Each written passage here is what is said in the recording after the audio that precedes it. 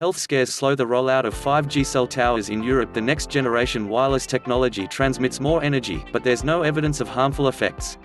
By January 15, 2020, 1:01 p.m. Greenwich Mean Time +8 relates to health scares slow the rollout of 5G cell towers in Europe. Photographer Ryan Duffin for Bloomberg Businessweek. In the small alpine town of Wallen, a fierce backlash against the latest generation of mobile phone technology is underway.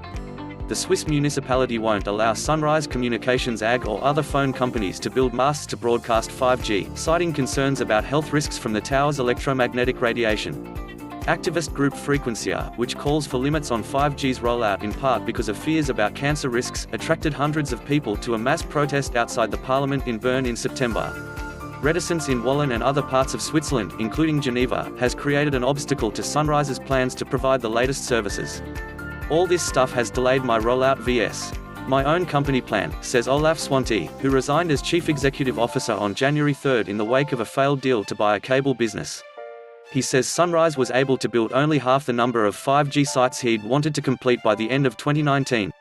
With 5G, or fifth generation, wireless technology, you get data speeds as much as 100 times faster than what's available with 4G, the current standard. That means faster downloads, boosting the potential of automated cars and factories and helping realize the promise of the Internet of Things. For phone carriers, 5G offers a chance to bolster revenue by enabling a range of new commercial services. Governments view it as a path to business opportunities. Projected global investment in 5G. Data, GSMA intelligence. But to realize those benefits, carriers must add 5G equipment to existing mobile masts, so they can emit more powerful signals. On the older standards, towers broadcast wireless signals far and wide, hitting any and all devices in their range at low intensity. Masts that are 5G-enabled use a high-energy process known as beamforming to transmit only to devices that can read the signals. The increased energy intensity has sparked health concerns from activists. Matthias von Hermann, a spokesman for the Stuttgart-based environmental group Diagnose, Funk, which has been critical of the 5G build-out, says the additional radiation raises the risk of cancer, infertility, and other serious ailments. He says his group gets about 2 or 3 requests a week from people across Germany for advice on building opposition to 5G.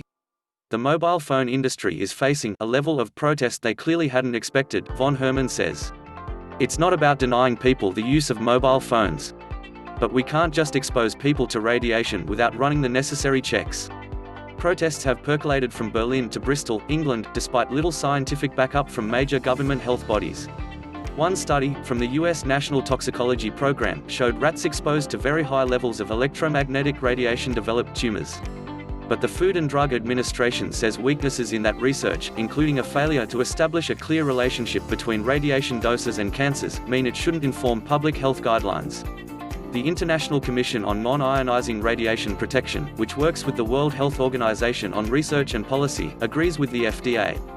There's no reason to be concerned about the potential for 5G to raise the risk of cancer or other ailments, says Commission Chairman Eric Van Rongen, a radiobiologist. Despite a lot of noise in social media on the possibility of 5G damaging health, US carriers have been largely unaffected, says Jack Rowley, a senior research director on electromagnetic radiation at GSMA, the international lobbying group for the mobile communications industry. Opponents in locales such as Mill Valley, Calif, which has attempted to block the erection of 5G towers, face a tough adversary. Ajit Pai, head of the US Federal Communications Commission. Pai, who sees 5G as a national priority, has streamlined antenna approval processes. He's said it's illegal for local governments to set a moratorium on telecom infrastructure. It's a different story in parts of Europe.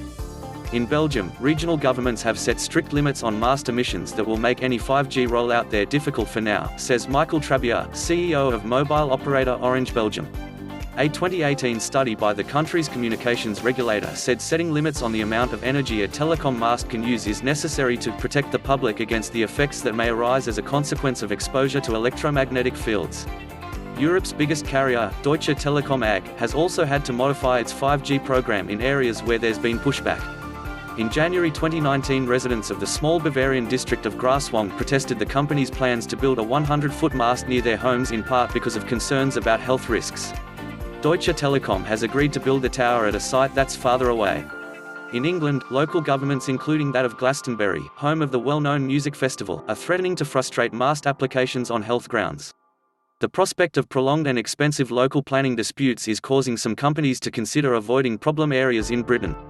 That sort of time is not something that any part of the mobile industry can really afford, nor wants to spend its time and its money on, and we will focus on areas where there is a more supportive environment, says Howard Jones, head of network communications at BT Group Plc.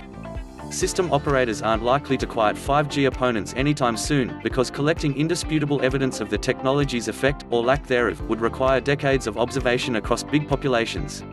And the WHO's classification of mobile phone emissions as possibly carcinogenic still resonates with some critics, even though pickled vegetables and aloe vera fall under the same category. Former Sunrise CEO Swanty says Swiss officials could help wireless carriers by offering reassurance to citizens.